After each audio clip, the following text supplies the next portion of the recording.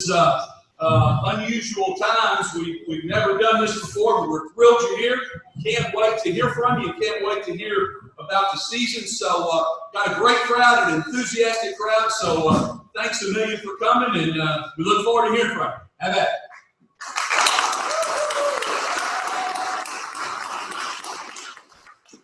You know, I can see some of you out through there, and I'm going to advise you to make sure you put that mask on while you're sitting there. You're going to get caught up in contact tracing. 6 foot, 15 minutes without a mask there. So this is something we've been preaching to our kids since March. But absolutely, it's unusual times right now, and trying to get a football team ready and prepared for a season.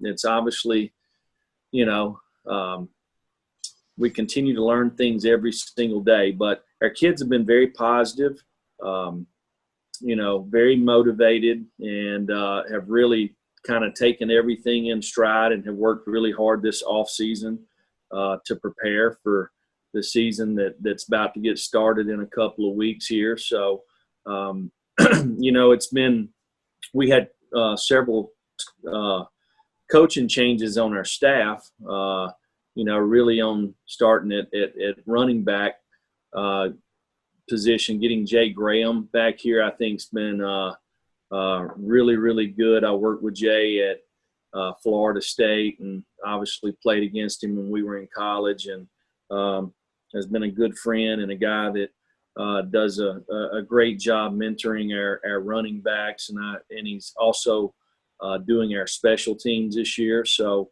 I'm proud to have Jay as a part of our staff. We've added Jimmy Brumball as our defensive line coach. Jimmy's a guy, again, that is about my age, that played at Auburn and understands our system, has worked under some folks that has been in our defensive system over the years, and a guy that is very knowledgeable and is doing a really nice job. Shelton Felton came to us from Akron, Ohio, and is a guy that I've known for quite some time, that played college ball at Troy State, was a high school coach in the state of Georgia at one time, and was originally on our staff in 2018 in a quality control position, but is doing a nice job also. So, you know, we also have a new strength coach, and AJ Artiste, and AJ is somebody that we've been very familiar with. He's been in our program since we started here, and you know, when Coach Fitz had an opportunity to get back closer to his family and in-laws, you know, there was no doubt who I felt like that we needed to hire in AJ, and he's a guy that brings a wealth of knowledge. He's young. I like his spirit. You know, the players really respond to him well. We've had a really good off season, so we're excited about getting our season started. It truly has been circumstances unlike anybody has ever seen before. For instance, we practiced on Saturday night, and I was pumped up because we only had 34 players that didn't participate in practice. That's the least amount that we've had out probably in 2 weeks. So it's really kind of hindered the development of our football team, especially the younger players. You know, if anybody's ever been to our practice, you've seen that we always have 2 practices going at one time. So there's 44 players taking reps at one time. You work two groups on each field. That's 88 guys that are getting a lot of reps. They get the same amount of reps every day, which is what we believe in. That helps in player development, where you continue to grow and mature as a player, and you learn how to play. Having all of these guys out has really hindered that part of it, unfortunately. You know, so you know, for instance, there's guys like, you take a guy like Harrison Bailey that normally would have taken the same amount of reps every day as a quarterback. We've had 4 quarterbacks that would have taken the same amount of reps. Well, he missed the first 4 practices, and he couldn't help it. just was in the contact tracing. And, so we've had 14 practices now. He's got to participate in 10. He misses the first 4. And then by the time he gets into the practice mode, we don't have enough players to do 2 spots. So you're sitting there with 3 or 4 quarterbacks trying to get the reps that's really set aside for 2 guys. And that's just an example of how, to me, that when you talk about the development of your team, that has really hindered us to begin with. So we're probably we're still 2 weeks out from the game. We're going to have to take kind of our fall camp mode mindset into a couple of weeks into the season. We'll start prep on South Carolina on Thursday, but we need to. Not only do we need to be working on them, but we need to continue to grow our football team, because the lack of opportunities that have been created over the last few weeks. And hey, we knew that playing a season like this, there's going to be circumstances like this. So we're learning every day how to improve and how to be the best that we possibly can be. And I'm excited about the team that we have. We have a really good culture. I feel like we have the most talent that we've had since I've been here, with an opportunity to have depth and create some competition. Hopefully we'll be able to get all these guys out on the field again soon. But I don't know if you all know, but we test 3 times a week for COVID. And, if somebody tests positive for COVID, they go into a 10-day quarantine. Then they have a 4-day kind of reacclimation period. This is after they get all the testing done with Doc, and and really it's they if they're able, they can practice a little bit on the 15th day when they were originally diagnosed. We've had some guys that's had it and they've had no issues, and we've had some that maybe it's taken them a little longer than that. And then with that, you go into the contact tracing. These kids are out 14 days from the time that they were in contact. So, and even though we test them all the way through, but just for example, we've got a couple of kids that were out 14 days. They come back for 1 day. Now they're out 14 more. So you miss 28 days of preparation. It's hard to be prepared to play in a football game. I'm sure that's not only just at Tennessee. That's probably all over the place right now. But I just know what's going on here. So we've got our hands full. Our kids have a challenge. We really have to do a nice job in meetings. We have to do a nice job in walkthroughs.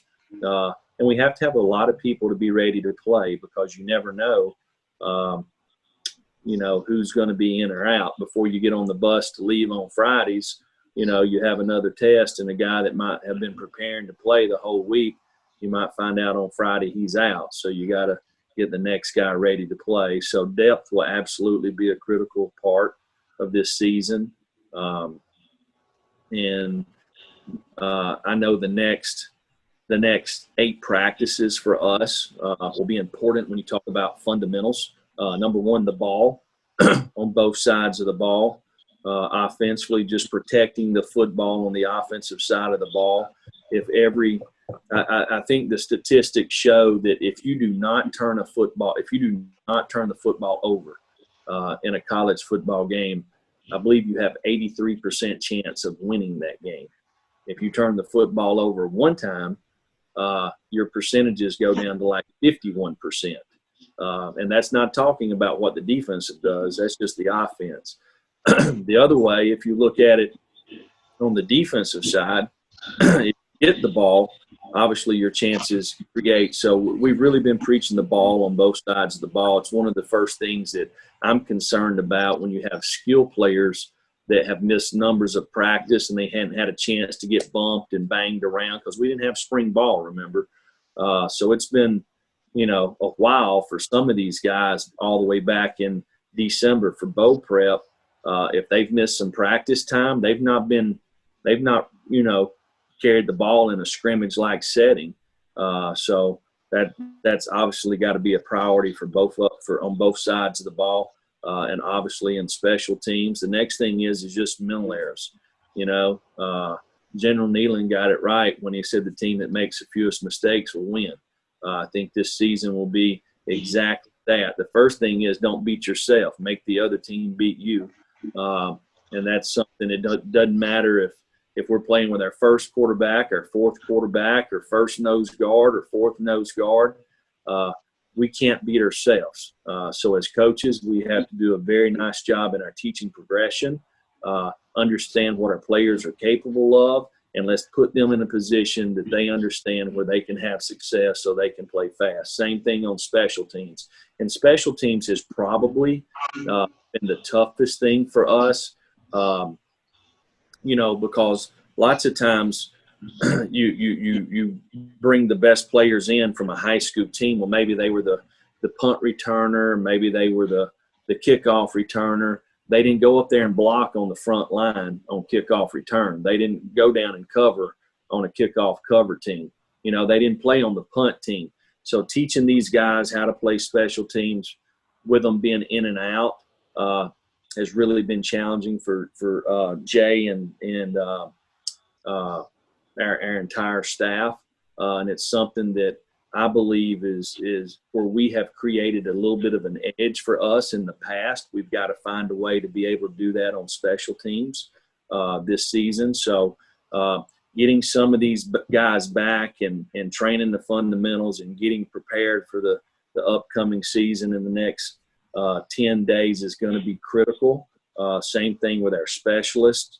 There was a time I think it was the first 5 practices, we didn't have a specialist that was out on the field because of contact tracing. So getting these guys handling the balls, it also affects your kick and punt returners. So there's been lots of things that are obviously new for a coaching staff and things that we've had to be able to adjust and maneuver as we go. That's why, some days or some weeks it may say we're going to practice on Monday, Wednesday, Friday, Saturday, but then we end up practicing on Tuesday, Friday, or move the practices around because we've had to adjust every day based off who's going to be at practice and who's not. But I'm excited about our coaching staff, the direction of our program, the players that are in our program. We've got a lot of really, really good kids that are good leaders, good students that try to do things the right way. And I'm excited about the opportunity when we get them all back in there together. So I would love to answer any questions. Y'all are probably like me, for I guess 3 or 4 months there, it seemed like I had more conversations with my wife than we'd had in the previous 7 years. So y'all got any questions y'all want to ask me about football, go ahead. Coach, the questions are coming through me, and the handwriting is bad for all our members. But the first one says, I think, what can the SEC do to help with contact tracing? Well, listen, the first thing we all want to do, we're trying to protect our student athletes. That's first and foremost, okay? Nobody's trying to take any risk or anything like that. And I'm no expert in contact tracing. I just know that within each state, the counties kind of control that, I guess. And I think each state's obviously different in how they do it. So I don't think that there's any way that we'll ever get all 14 schools the same in the SEC for this season. I think everybody probably knew that going in, but everybody's just going to try to do the best that they can. But it obviously has. It seems like it has affected us maybe more so than some of the other ones. Just reading about it. Looking at it, which I don't know. I don't know that they can do anything about the contact tracing. This question is obviously from a real-time lady member because the handwriting is so nice. It says, my favorite play the last 10 years was the onside kick. When are we going to see that again? So I'm having a little bit of trouble hearing the question there. The question said the favorite play in the last 10 years onside kick. When are we going to see it again? That was the question. Oh, well, I would like to play in games where we don't have to onside kick. That would be so. But there's lots of things in specialty situations in all three phases that we try to find ways to create an edge for us. That was something that we had practiced the entire year, and it ended up where we needed it, the last game of the season. So, it's and I'm at the same time, you're also working and trying to look at yourself to make sure somebody can't do that to you. So, but that was a big part of that game. Okay, Coach, how influential, the question was an incoming freshman not being able to participate in spring practice. How does that affect your team depth? Well, it's interesting. I used Harrison Bailey as an example earlier, right? Well, you only play one quarterback at a time. So, and I kind of went through how, from his development, how it's probably hurt him a little bit. On the other hand, you got a guy like Javonte Spragans that plays offensive guard. We've had some people out at the offensive line. Well, it's enabled him to get more quality looks, and he's taken advantage of it. So it's kind of different based off each position. But for him, it's really been a blessing, because he's had a chance to go against the, I guess the first or second defense here for, 6 or 7 practices, and he's really taken advantage of it. Coach, from the standpoint of recruiting, do you view the NCAA giving an additional year of eligibility as a negative, a positive, or a moot point?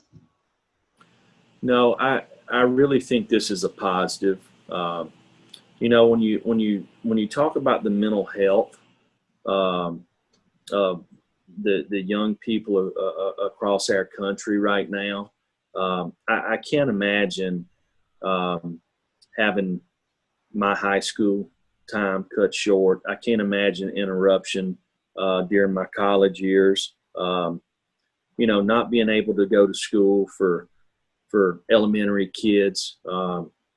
It's been tough on them, and I'm sure it's been tough on all of us too. But I think everything that we should do, whether we're coaching a youth organization, we're a high school coach, we're involved in college athletics, every decision that we make should be about what's the best thing for the people that we're representing, especially with what's going on right now. It's been my argument about, Cade Mays is eligibility, and not just him, anybody else right now. So we're my point is we're going to give everybody an extra year of eligibility, which I think is the right thing to do. Okay. Because we might play one game, we might play 12 games, who knows, right? Nobody can predict the future and what's going to happen. So to get people committed to doing it, I think it's a great idea to give them another year of eligibility. But at the same time, we're struggling to get enough guys to practice every day just based off numbers. And I'm sure other schools are too. So the handful of guys across the country that actually transferred, I don't understand why they would be punished for doing that at this point in time. Doesn't make a whole lot of sense to me. So, Coach, and please stop because we've got 50 questions here when you're finished when you need to go. Coach, have any of the freshmen surprised you in a positive way? We've been pretty excited about most all of these guys in the freshman class. When the opportunities have presented themselves, they've competed hard. They've showed willingness to train, whether it's to a guy like James Robinson that come in here at 360 pounds on June the 8th, and then now he's 321 pounds. So that tells me a lot about how important football is to him. A guy like R.J. Perry, who came here to be a defensive lineman, but after 4 practices, he wants to move to the offensive line because he feels like that's the best place for him to have a future down the road. So just all of these guys I've been really pleased with. And one thing that, I always believe that you have to do is you can't create unrealistic expectations for incoming freshmen. These guys are freshmen. I think all of us that played sports, don't matter what the sport is, we were better, our senior year than we were our freshman year. All of us were. So the same will happen with these guys. They'll improve every week. We're gonna need a lot of them to create depth and a lot of them to create plays for us. But that's why they came here. They came to play football. They wanted to be on the biggest stage, and they're going to have an opportunity to do that. And we'll have to recruit 25 more guys next year, all right, that want an opportunity to do the same thing. We're going to play the best players. We're going to play as many players that we feel like give us an opportunity to have success. And I would hope that it's 85 each week, so we'll continue to find the best guys that fit our system. One more. Coach, can you take one more? Sure. We're off today.